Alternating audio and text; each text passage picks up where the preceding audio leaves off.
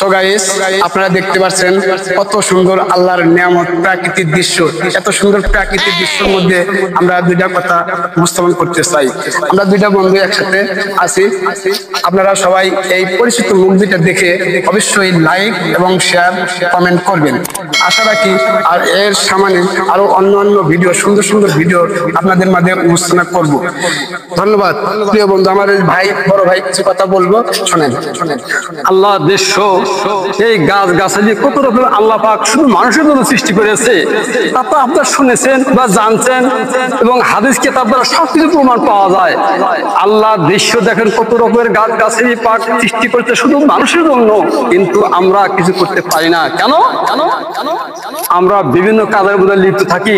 আর এই গাছগুলি আমাদের উপকারের জন্য স্বয়ং রাব্বুল আলামিন, যিনি পরম দাতা, মানুষের সেবার জন্য গাছ গাছের তৈরি করতেছে। এই গাছের দ্বারা ওষুধ তৈরি করে হেকিম, বিজ্ঞান, ডাক্তার যারা তারা আছেন, তারা সবাই আমাদের জন্যই কত পরিশ্রম, অগাধ পরিশ্রম করে রাখে। তাই আমরা যেন এই গাছকে কোনোদিন অপনিন্দা, অপবাদ না করি, সবাই আমরা সজাগ থাকি।